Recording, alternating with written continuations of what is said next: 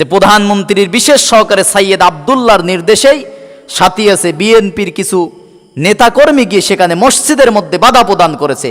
এখানে শুধুমাত্র বাধা জামাতের এমপি হিসাবে নাজিবুর রহমান মমিনকে দেয় নাই, আল্লাহর কোরআন বন্ধ করার চক্রান্ত তারা করেছে। লম্বা ইতিহাস আছে, সূরা কলম দেখবেন। কালকে যারা বাধা দিয়েছে স্পষ্ট তারা জালেম, তারা কাফের, তারা অবৈধ পিতৃ পরিচয়হীন যারা সন্তান। কারণ মসজিদে আল্লাহর কোরআনের কথা বলতে তারা বাধা দিয়েছে। জামাত ইসলামকে তারা বাধা দেয় নাই, এমপি নাজিবুর রহমান মমিনকে তারা বাধা দেয় নাই, তারা বাধা দিয়েছে আল্লাহর কোরআনের কথা বলাকে। কোরআনের বিরোধিতা করেছে। সে বিএনপির যত বড়ই নেতা হোক না কেন, সে কাফের, সে জালেম, সে অবৈধ জারজ সন্তান।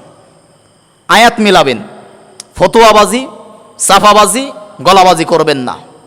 আয়াত মিলিয়ে নেবেন। আমি দলিল দিয়ে কথা বলেছি। সেখানে যে দায়িত্বশীল ছিল সাইয়েদ আব্দুল্লাহর নির্দেশে যেটা করা হয়েছে, আমি তাকে সরাসরি বলতেছি। আপনি বর্তমান সময়ের প্রধানমন্ত্রীর সহকারী হন, পিএস হন, আর যত বড় আল্লাহর ওলি কুতুব হন, যাই হন না কেন, আপনার নির্দেশে যদি এই মসজিদে কোরআনের কথা বলতে বাধা দেওয়া হয়, আপনি জালেম, কাফের, অবৈধ। যারা বাধা দিয়েছে স্পষ্ট মুসলমানের ঘরে জন্ম হতে পারে, তারাও অবৈধ, তারাও কাফের, তারাও জালেম। কোরআনের আয়াত দিয়ে দলিল দিয়েছি, যদি খণ্ডন করতে পারেন খণ্ডন করেন। আর খণ্ডন করবেনই বা কি দিয়ে? দলের মধ্যে তো আলেম নাই। আলেম থাকলে তো না হয় খণ্ডন করবেন। আমি আফসোস করে বলেছিলাম যে ইমাম জুমার ইমামতি করতে পারে, যে নেতা নেতৃত্ব দিতে পারে, এরকম ইমাম পাওয়া, আলেম পাওয়া তো ভাগ্যের ব্যাপার। তোমরা তো এমন নেতা বানাইছো, সকালে ঘুম থেকে গাছে দাড়ি কাটে, এরপরে সংসদে প্রবেশ করে। যদি আগামী সপ্তাহে বাইতুল মোকাররমে নামাজের ইমামতির করা প্রধানমন্ত্রীকে বলা হয়, প্রধানমন্ত্রীর কাপড় চোপড় নষ্ট হয়ে যাবে। আমরা কথা বলতে চাই না, শ্রদ্ধার সাথেই বলেছে, কিন্তু দিন দিন আল্লাহর ঘর মসজিদে পর্যন্ত বাধা দেওয়া হচ্ছে। আমার মমিন ভাই একদিন আফসোস করে বলেছিল যে ভাগ্য আমাদের এত ভালো, অন্তত কোরআনের আয়াতের অনুবাদ বোঝে না। যদি আয়াতের অনুবাদ বুঝতো, নামাজের মধ্যে তারা তেলাওয়াত করলে বাধা দিত। গতকালকে সেটা আমরা দেখতে পেরেছি। তাকওয়ার ওপরে, খুদাবিতির ওপরে, কোরআনের ওপরে কথা বলতেছে। কোরআন কি নির্ভেজাল, নির্ভুল, আপনি বাধা প্রদান করলেন হিংসা করে। নিজের জন্মে আপনি কলঙ্কিত করলেন, নিজের মুসলমান পরিচয় কাফের পরিচয় নিলেন, জালেম পরিচয় নিলেন। এই জন্য প্রধানমন্ত্রীকে বলবো, দল থেকে এগুলোকে অতি তাড়াতাড়ি বিদায় করেন। এগুলো দিয়ে দলেরও দুর্নাম হবে, আপনারও দুর্নাম হবে, ইসলামেরও ক্ষতি হচ্ছে। মনে রাখবেন, ফ্যাসিস্ট স্বৈরাচারেরা দীর্ঘদিন পর্যন্ত আলেম ওলামাদের বিরুদ্ধে চক্রান্ত ষড়যন্ত্র করে আলেমদেরকে জেলখানায় দিয়ে, ফাঁসি দিয়ে বেশি দিন কিন্তু টিকতে পারে নাই। আজকে আপনারা সামান্য ক্ষমতা পেয়ে বাধা প্রদান করতেছেন।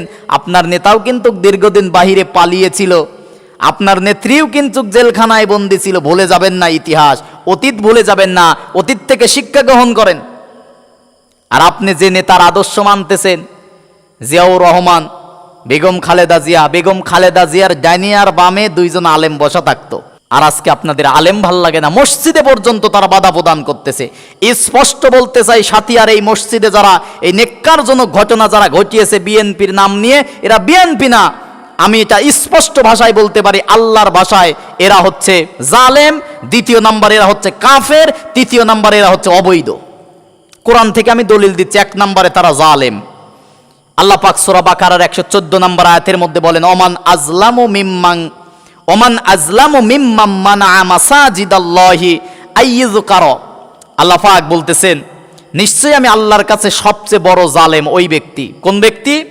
মিম্মান মানা মাসাজিদাল্লাহ, যে ব্যক্তি আমি আল্লাহর ঘর মসজিদে আইয়ুযকার ফিহা ইসমুহু, আমি আল্লাহর স্মরণ, আমি আল্লাহর কথা বলতে দিতে বাধা প্রদান করে, ওয়াসাফি খরাবিহা, উজাড় করতে চায়, বাধা প্রদান করে, ওই ব্যক্তি আমি আল্লাহর কাছে সবচেয়ে বড় জালেম।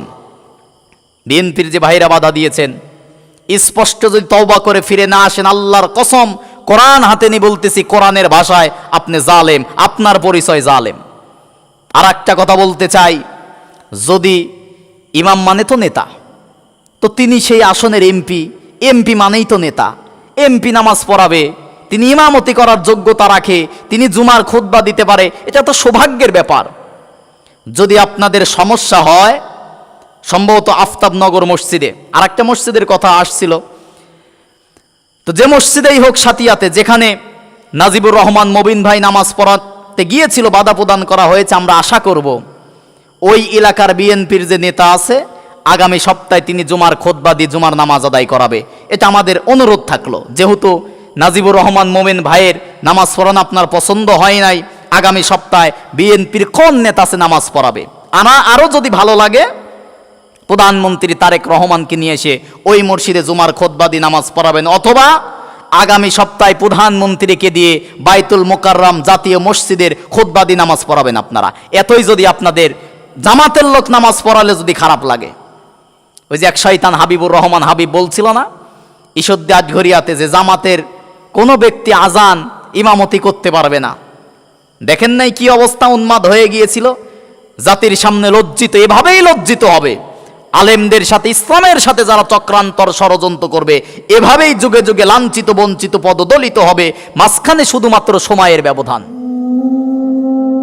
পাবনা সাথিয়া, সেখানকার যে এমপি মহোদয় ছিল নাজিবুর রহমান মোমেন ভাই, তিনি একটা মসজিদে জুমার নামাজ আদায় করতে গেছে। তো এমপি সাহেব হিসাবে স্বাভাবিকভাবে আলেম মানুষ যারা হয়, এর তো মসজিদে খুতবা দেয়, নামাজ পড়ায়, জানাজা করে, এটাই তো ইমামের দায়িত্ব, আর নেতা মানেই তো ইমাম। কিন্তু গতকালকে দেখলাম যে তিনি একটা মসজিদে জুমার নামাজ পড়াতে গেছে, তাকওয়ার ওপরে আলোচনা করতেছে। 19 মিনিট 23 সেকেন্ডের একটা ভিডিও আমি নিজেও শুনেছি। শিক্ষিত মানুষ ব্যারিস্টার নাজিবুর রহমান মোমেন অত্যন্ত সুন্দর করে, আমি একজন আলোচক মানুষ, বক্তা মানুষ, আমি নিজেও তার আলোচনাটা শুনলাম তাকওয়ার ওপরে, খোদাভীতির ওপরে, এবং কোরআন নির্ভুল নির্ভেজাল কিতাব, এই কিতাব সম্পর্কে তিনি সুন্দর করে কথা বলতেছিলেন। কিন্তু হিংসায় জ্বলে পুড়ে মরে যারা, এরা তো মানুষের ভালো দেখতে পারে না। হঠাৎ করে কার বুদ্ধিতে, কার ইন্ধনে তারা সেখানে কি করলো, বাধা প্রদান করলো। জুমার মসজিদে জুমার নামাজ পড়াচ্ছে, সেখানে বাধা প্রদান করলো। পরবর্তীতে তিনি কিন্তু বলেছেন, নাজিবুর রহমান মোমিন বলেছেন যে প্রধানমন্ত্রীর বিশেষ সহকারে সাইয়েদ আবদুল্লাহর নির্দেশেই সাথিয়াছে বিএনপির কিছু নেতাকর্মী গিয়ে সেখানে মসজিদের মধ্যে বাধা প্রদান করেছে। এখানে শুধুমাত্র বাধা জামাতের এমপি হিসাবে নাজিবুর রহমান মোমিনকে দেয় নাই, আল্লাহর কোরআন বন্ধ করার চক্রান্ত তারা করেছে। আল্লাহর কোরআনের বিরুদ্ধে তারা পদক্ষেপ গ্রহণ করেছে। কথা বললেই তো শুধুমাত্র অনেকে বলবে যে হুজুর রাজনীতির বক্তব্য দিবেন না। সূরা বাকারার 114 নম্বর আয়াত, আল্লাহ রাব্বুল আলামিন স্পষ্ট কোরআনুল কারীমের মধ্যে বলতেছেন, ওমান আজলামু মিম্মান মানআ মাসাজিদাল্লাহি আইয়ুযকারা ফীহা ইসমুহু ওয়া সাআ ফী খরাবিহা। গতকালকের সেই ঘটনাটি দেখার পরে আয়াতটা আমি বারবার তেলাওয়াত করেছি, বারবার আমি দেখেছি বিএনপির কিছু ভাইয়েরা কিসের চক্রান্তে, কিসের ষড়যন্ত্রের, কিসের লোভে পড়ে মসজিদ পর্যন্ত তারা বাধা প্রদান করেছে। আপনারা অবগত আছেন আমার পাবনার জুমার মসজিদ, যেখানে আমি চাঁদাবাজের বিরুদ্ধে কথা বলেছিলাম নির্বাচনের আগে। চাঁদাবাজের বিরুদ্ধে কথা বলার কারণে গায়ে টেনে তারা নিল, ওই যে মাছির উপর কেড়ে আমি গুড় খাই না, নাম ধরলাম না, কিন্তু এক প্রকার মানুষের গায়ে লেগে গেল, বাধা প্রদান করলো। মসজিদে জুমার খুতবা দেওয়া হবে না, নিষেধ করে দিল। আল্লাহ পাক বলতেছেন যে সবচেয়ে বড় জালেম ওই ব্যক্তি যারা মসজিদে বাধা প্রদান করে, আল্লাহর নাম নিতে দেয় না। তার বক্তব্য দেখেন, ভিডিও দেখেন, নাজিবুর রহমান মোমিন সাহেব নামাজ পড়াচ্ছে, কোরআনের কথা বলে, তাকওয়ার কথা বলে নামাজ পড়াচ্ছে। এটাও যারা হিংসা করে সহ্য করতে পারলো না, আল্লাহর কসম সূরা বাকারার 114 নম্বর আয়াত অনুযায়ী ও জালেম। আল্লাহ পাক তাদের কথা আরো বলতেছেন, উলাইকা মা কানা লাহুম আইয়াদখুলুহা ইল্লা খাইফিন। আল্লাহ রাব্বুল আলামিন বলতেছেন যে তাদের তো অন্তত উচিত ছিল, কাদের উচিত ছিল? যারা বাধা প্রদান করেছে, এদের তো উচিত ছিল যে আল্লাহর ঘর মসজিদে প্রবেশ করে আল্লাহর তাকওয়া অর্জন করে, ভীতি প্রদর্শন করে অন্তরে আল্লাহর ভয় জাগ্রত করা। আর এমপি মহোদয় মোমিন ভাই আলোচনাই করতেছিল কোরআন আর তাকওয়া সম্পর্কে। তাকওয়া মানে ক্ষুধাভীতি। আমার মনে হয় আয়াতটা গতকালকে এদের প্রেক্ষিতেই নাজিল করেছে, আজ থেকে 1500 বছর আগে আল্লাহ রাব্বুল আলামিন। আল্লাহ পাক বলেন উচিত ছিল তাদের হৃদয়টাকে তাকওয়া অর্জন করা মসজিদে প্রবেশ করে, কিন্তু তারা যেহেতু করলো না, বাধা প্রদান করলো হিংসা করে, অহংকার করে, ক্ষমতার অহংকার করে, তাহলে শোনো কি হবে, লাহুম ফিদ দুনিয়া খিজিয়ু ওয়া লাহুম ফিল আখিরা। আল্লাহ পাক বলেন তাদের দুনিয়ার জীবন হবে লাঞ্ছনাময়। তাদের দুনিয়ার জীবন হবে লাঞ্ছনাময়। দেখেন নাই 17 বছরের ইতিহাস, আজকে তারা দুনিয়াতে লাঞ্ছিত হচ্ছে। চুপ্পু সাহেবের ইতিহাস দেখেন, হাসিনার ইতিহাস দেখেন, দায়িত্বশীল যারা ছিল সালমান এফ রহমানের ইতিহাস দেখেন, আইনমন্ত্রীর ইতিহাস দেখেন, পালাতক তারা আজকে কি অহংকার, পলাই না আমরা, কি ক্ষমতার গরম, হ্যাঁ? আজকে তারা লাঞ্ছিত বঞ্চিত হয়ে গেছে। আল্লাহ পাক কোরআনেই বলেছেন যারা মসজিদে মসজিদে বাধা প্রদান করবে। এই আয়াতের প্রেক্ষিতে আর একটা আয়াত মনে পড়ে গেল, সূরা তওবার 107 নম্বর আয়াত। আল্লাহ পাক বলেন ওয়াল্লাযীনা ইত্তাখাযু মাসজিদান দিরারা ওয়া কুফরা ওয়া তাফরীকা। হাসিনা যে মডেল মসজিদ বানাইছিল, এই দিক থেকে 560টা মডেল মসজিদ বানালো, ওই দিক থেকে আলেমদেরকে জেলখানায় দিল। হকপন্থী আলেম একটাও ইমামতি করতে পারে নাই সেখানে। তার মানে আজ থেকে 1500 বছর আগে মসজিদে দিরর তৈরি করেছিল মুনাফিকরা। সূরা তওবার 107 নম্বর আয়াতের মধ্যে বলেন কেন তৈরি করেছিল? কুফরি বৃদ্ধি করার জন্য এবং অতাফরিক বাইনাল মুমিন, মুমিনদের মধ্যে বিভেদ তৈরি করার জন্য মসজিদ তৈরি করেছিল তারা। ঠিক আমরা দেখেছিলাম যে 560টা মসজিদ নির্মাণের নামে যে তামাশা করেছিল, সেটা তো আপনারা দেখেছেন ইতিহাস।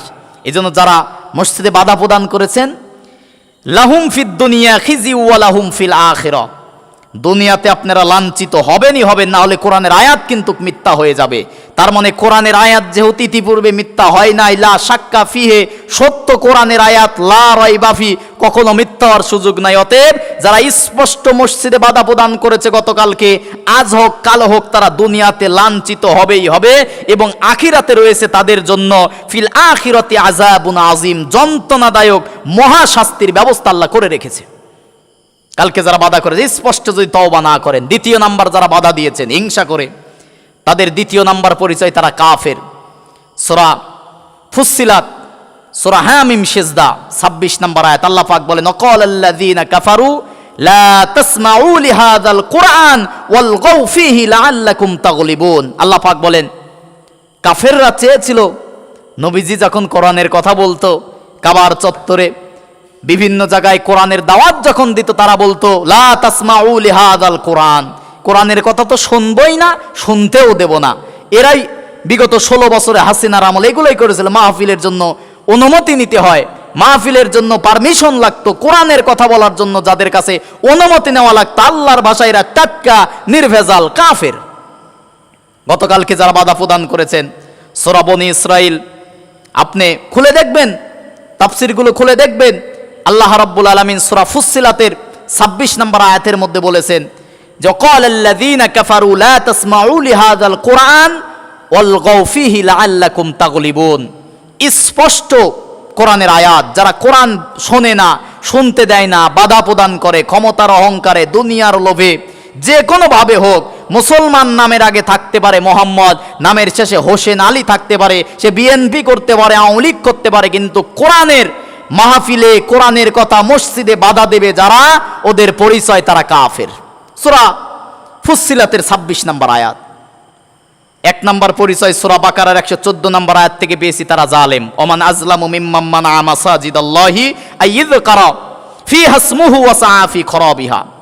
2 নম্বরে সূরা হামিম সিজদার 26 নম্বর আয়াত, তাদের পরিচয় ওয়াকালাল্লাযীনা কাফারু লা তাসমাউ লিহাযাল কুরআন, তারা কাফের। 3 নম্বর সূরা কলাম 13 নম্বর আয়াত, যারা স্পষ্ট জেনে শুনে কোরআনের কথাগুলো বলতে দেবে না, রাজনীতির কথা বলবে, কোরআনের কথা বললে বলে রাজনীতির কথা, তাদের পরিচয় উতুল্লিম বাদা যালিকা জানিম, তাদের পরিচয় তারা পিতৃ পরিচয়হীন জারজ সন্তান, কারণ তারা কোরআনে বাধা দিয়েছে।